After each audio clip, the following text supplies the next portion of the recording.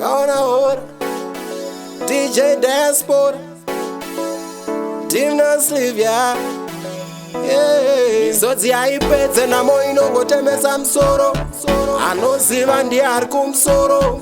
kune vamwe panyika idandaro ndorarama neukakanaro ari mesenja ndiye rakandinyaradza vose zvava ndichemedza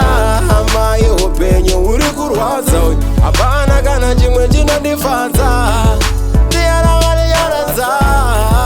vose zvava ndichemedza amai upenyu uri kurwadza hapana kana chimwe chinondifadza smile yangu irire nguva dzizhinji moko angu aripe ndinongogara ndiri nowe vanasu vacho they don't want to share mama ndichangomira semukono kusunza njere dzangu ini ndati dzinopinza chasvika nguva yangu yekukanza gora yatiwe nhamo ndichamudonedza ndiye rakandinyaradza vose zvava ndichemedza amai upenyu uri kurwadza hapana kana chimwe chinondifadza ndiye rakandinyaradza vose zvava ndichemedza amai upenyu uri kurwadza hapana kana chimwe chinondifadza vekwangu vonditi imepo kumaso wendowanikwa ndiriko asi hakuna chinochinja ndabveko ndadzoka vanoramba vachinditi mboko chenesai nzira yangu tenzi chenesai nzira yangu baba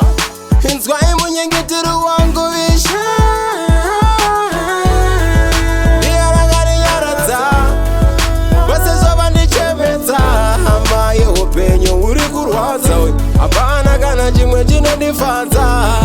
ndiye rakandinyaradza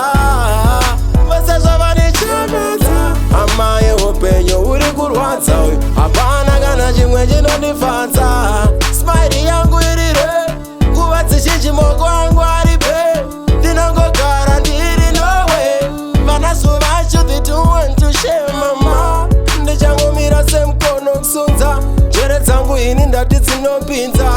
chasvika nguva yangu yekukanza